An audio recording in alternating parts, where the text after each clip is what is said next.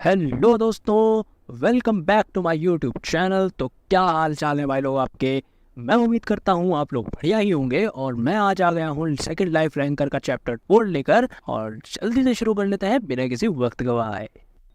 तो पिछले चैप्टर में हमने देखा कि यनवू के सामने एक मिस्ट्री मर्चेंट आ जाता है और वो यनवू से कहता है मैं कुछ भी बेच सकता हूँ, जो भी तुम चाहो वो खरीद सकते हो मुझसे। और यनवू उससे बोलता है कि मुझे चाहिए reset ticket. Struggle with every step, and I cannot get away. Chapter 4 story आगे बढ़ती है और हम देखते हैं कि मिस्ट्री मर्चेंट यनवू से पूछ रहा होता है कि क्या तुमने रीसेट टिकट कहा। और यनवू बोलता है कि हाँ, तुमने सही सुना, मैं रीसेट टिकट की ही बात कर रहा हूँ। उसके रिप्लाई में मर्चेंट बोलता है कि तुम पहले इंसान हो जो इसको खरीदना चाहता है, वरना सब लोग वही सब खरीदते हैं, वही सब लेते हैं जो उनको आगे बढ़ने में मदद करे। लेकिन कोई भी ऐसी चीज नहीं लेना चाहता या ऐसी चीज खरीदना नहीं चाहता है जो उनको वापस से पीछे लेकर जाए, और वो जो चीजें क्लियर करके आए हुए हैं वो दोबारा उनको क्लियर करनी पड़े।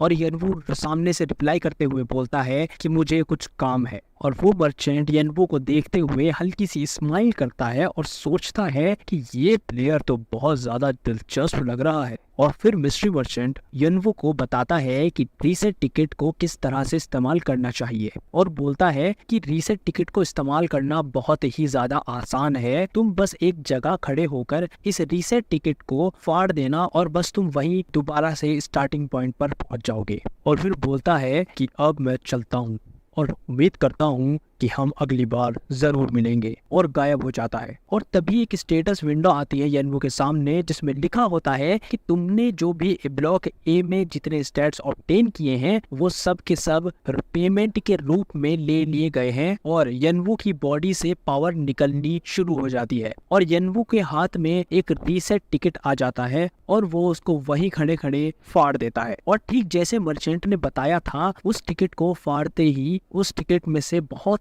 तेज रोशनी निकलनी शुरू हो जाती है और यनवू वापस से स्टार्टिंग पॉइंट में आ जाता है। और एक स्टेटस विंडो आती है और उसमें लिखा होता है कि तुम फ्लोर 0 पर पहुंच चुके हो, यहाँ से तुम अपना गेम स्टार्ट कर सकोगे।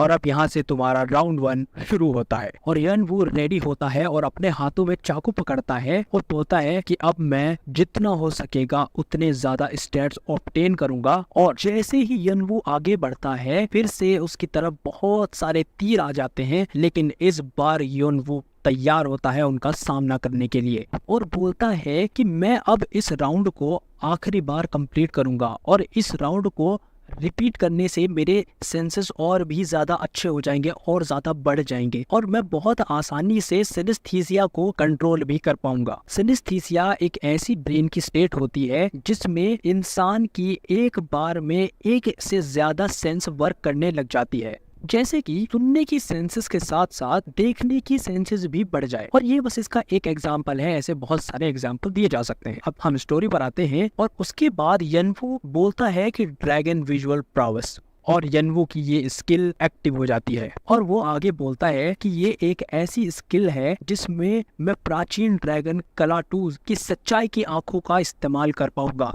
और आगे बोलता है कि मैंने अब जब पहली बार इन आंखों का इस्तेमाल किया है तो मैं बहुत ज्यादा शॉक हो गया हूँ, क्योंकि मुझे बिल्कुल ही अलग तरह की दुनिया दिखाई दे रही है। इसकी वजह से मुझे अब कलर्स बिल्कुल भी नहीं नजर आ रहे हैं, मैं सिर्फ और सिर्फ व्हाइट बैकग्राउंड और ब्लैक लाइंस देख पा रहा हूँ, ऐसी लाइंस जो किसी भी चीज की आउटलाइन या फिर शेप दिखा सकती है। और उसके बाद हम देखते हैं कि एक स्टेटस विंडो आती है जिस पर लिखा होता है कि तुम अंतिम पड़ाव पर पहुंच चुके हो, और हमें पता चलता है कि यनवू सभी ट्रैप्स को खत्म कर चुका है। और हमें ये भी पता चलता है कि यनवू ने इस बार इस राउंड को 4 घंटे में खत्म कर दिया है, और पहले इसी राउंड को खत्म करने के लिए यनवू को 34 घंटे लग गए थे। और इस बार यनवू के स्टैट्स पहले से और ज्यादा बेहतर भी हैं।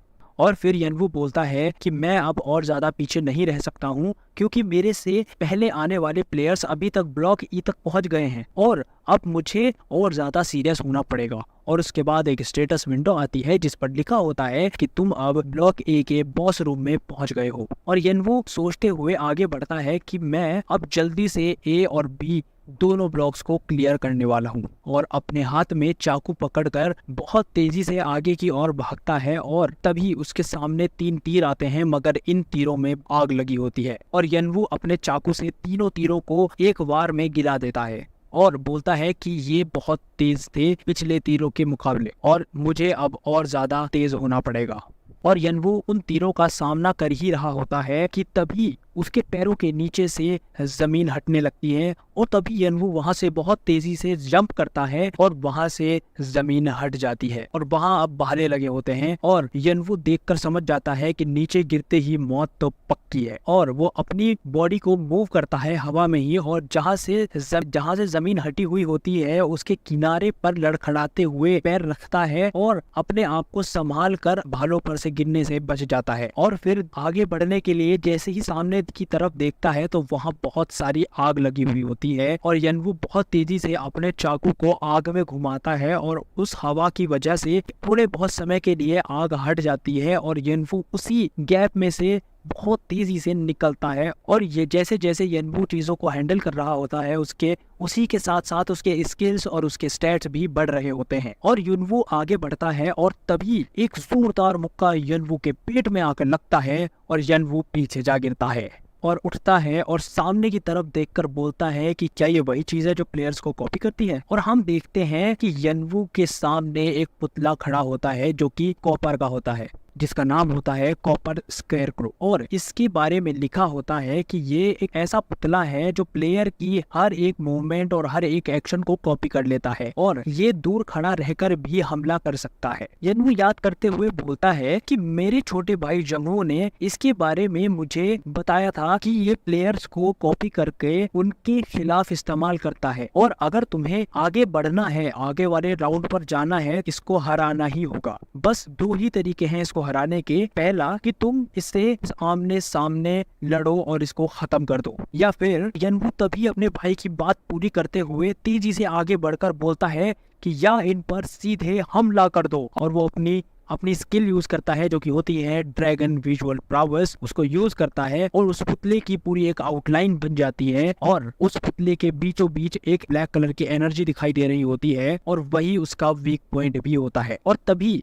यनवू तेजी से उस पुतले की तरफ बढ़ता है और तभी अचानक एक लड़के की आवाज आती है और वो बोलता है कि इसमें सेंसर लगे हुए हैं और ये उन्हीं सेंसर से ये चलता है, तुम्हें उन सेंसर्स को ढूंढकर खत्म करना होगा। यनवू पुतले पर हमला करते हुए ये सब सुन रहा होता है और सोचता है मैंने शायद इसी इंसान को नोटिस किया था जब मेरी हाइटेंड सेंसेस स्किल ओपन थी। और फिर यनवू बहुत तेजी से पुतले के पीछे आ जाता है और इससे पहले कि पुतला मुड़ पाता यनवू अपना चाकू पुतले के वीक पॉइंट में घुसा देता है और पुतला वहीं फटकर नष्ट हो जाता है। और ये सब देख रहा वो अनजान लड़का चौंक हो जाता है और हकलाते हुए बोलता है कि ये तुमने कैसे किया। तो आज के लिए बस इतना ही। वीडियो अच्छी लगे तो प्लीज लाइक कर देना और अपने दोस्तों के साथ शेयर कर देना और प्लीज चैनल को सब्सक्राइब भी कर देना दोस्तों। और हम मिलते हैं नेक्स्ट वीडियो में नेक्स्ट चैप्टर के साथ, तब तक के लिए बाय बाय।